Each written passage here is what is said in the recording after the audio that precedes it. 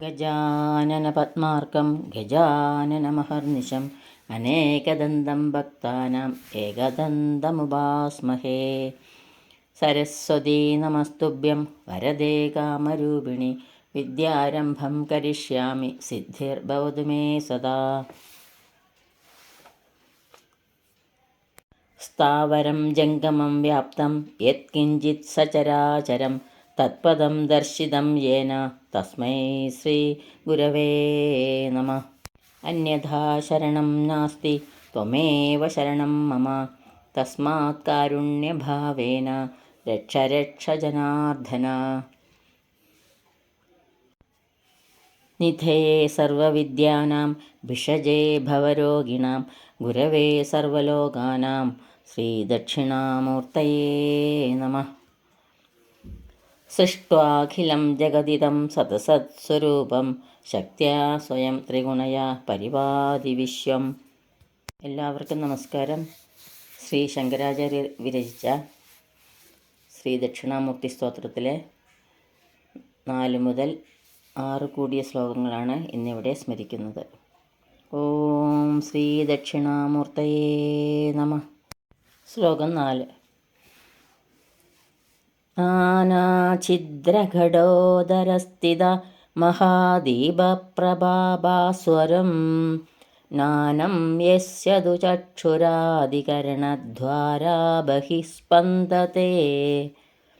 ജാനാമീതി തമേവ ഭാന്തമനുഭാത്യേതത് സമസ്തം ജഗത് തസ്മൈ ശ്രീ ഗുരുമൂർത്തയേ നമ. ഇദം ശ്രീ ദക്ഷിണാമൂർത്തയേ.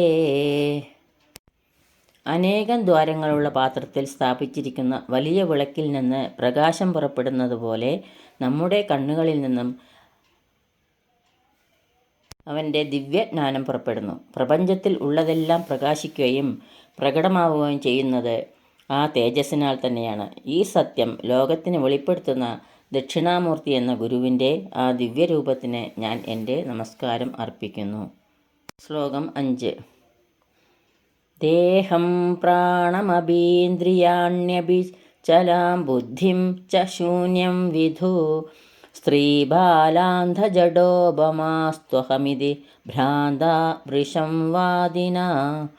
മായാശക്തിവിലാസകൽപ്പിതമഹാ വ്യാമോഹസംഹാരിണേ തസ്മൈ ശ്രീ ഗുരുമൂർത്തയേ നമ. ഇദം ശ്രീ ദക്ഷിണാമൂർത്തയേ.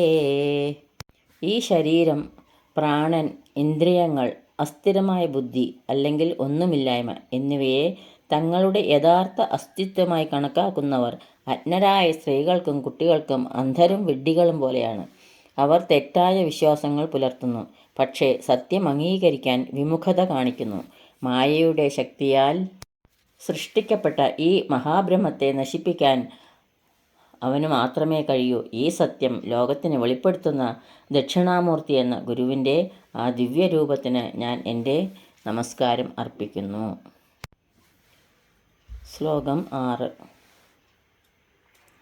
രാഹുഗ്രസ്തദിവാകരേന്ദുസദൃശോ മായാസമാച്ഛാദനാത് സന്മാത്രകരണോപസംഹരണതോ യോ ഭൂത് സുഷുപ്തഃ പുമാൻ. പ്രാഗസ്വാപ്സമിതി പ്രബോധസമയേ യഃ പ്രത്യഭിജ്ഞായത്തെ തസ്മൈ ശ്രീ ഗുരുമൂർത്തയേ നമ. ഇദം ശ്രീ ദക്ഷിണാമൂർത്തയേ. രാഹു സൂര്യനെയും ചന്ദ്രനെയും ആകാശത്തെ എങ്ങനെ ഗ്രഹണം ചെയ്യുന്നുവോ അതുപോലെ മായയുടെ ശക്തി സ്വയം എന്നതിൻ്റെ യഥാർത്ഥ സ്വഭാവത്തെ അജ്ഞതയിലേക്കും വ്യാമോഹത്തിലേക്കും നയിക്കുന്നു. എന്നിരുന്നാലും ഉണർന്നതിന് ശേഷം ഇത് നിദ്രയുടെ അവസ്ഥയിലായിരുന്ന അതേ അസ്തിത്വമാണെന്ന് ഞങ്ങൾ മനസ്സിലാക്കുന്നു. അതുപോലെ ആത്മീയ ഉണർവിൻ്റെ സമയത്ത് ഒരാൾ തൻ്റെ യഥാർത്ഥ സ്വഭാവം തിരിച്ചറിയും. ഈ സത്യം ലോകത്തിന് വെളിപ്പെടുത്തുന്ന ദക്ഷിണാമൂർത്തി എന്ന ഗുരുവിൻ്റെ ആ ദിവ്യരൂപത്തിന് ഞാൻ എൻ്റെ നമസ്കാരം അർപ്പിക്കുന്നു. ഇതോടുകൂടി 6ാമത്തെ ശ്ലോകം ഇവിടെ പൂർണ്ണമാവുന്നു. ഈ ശ്ലോകങ്ങളാവുന്ന അക്ഷരപ്പൂക്കൾ ശ്രീ ദക്ഷിണാമൂർത്തിയുടെ പാദപത്മങ്ങളിൽ ഭക്ത്യാദരപൂർവ്വം സമർപ്പിക്കുന്നു. ഓം ശ്രീ ദക്ഷിണാമൂർത്തയേ നമഃ. ഓം നമഃ പ്രണവാർത്ഥായ ശുദ്ധ ജ്ഞാനൈകമൂർത്തയേ നിർമ്മലായ പ്രശാന്തായ ശ്രീ ദക്ഷിണാമൂർത്തയേ നമഃ. ഇനി സ്വസ്തി സൂക്തങ്ങൾ ചൊല്ലി ഇവിടെ സമർപ്പിക്കാം.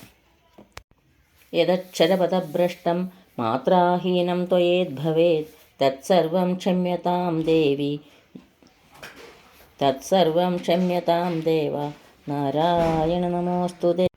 കായേന വാചാ മനസേന്ദ്രിയൈർവാ ബുദ്ധ്യാത്മനാ വാ പ്രകൃതേ സ്വഭാവാത് കരോമി യദ്യത് സകലം പരസ്മൈ നാരായണായേതി സമർപ്പയാമി. സർവം നാരായണായേതി സമർപ്പയാമി. സ്വസ്തി പ്രജാഭ്യഃ പരിപാലയന്താം ന്യായേന മാർഗേണ മഹീം മഹീഷാ ഗോബ്രാഹ്മണേഭ്യഃ ശുഭമസ്തു നിത്യം. ലോകാഃ സമസ്താഃ സുഖിനോ ഭവന്തു. ലോകാഃ സമസ്താഃ സുഖിനോ ഭവന്തു. എല്ലാവർക്കും ശാന്തിയും സമാധാനവും ഭഗവത് ഭക്തിയും ശ്രീ ദക്ഷിണാമൂർത്തിയുടെ കൃപാകടാക്ഷം ഉണ്ടാകട്ടെ എന്ന് പ്രാർത്ഥിക്കുന്നു. ഓം ശ്രീ ദക്ഷിണാമൂർത്തേ നമഃ.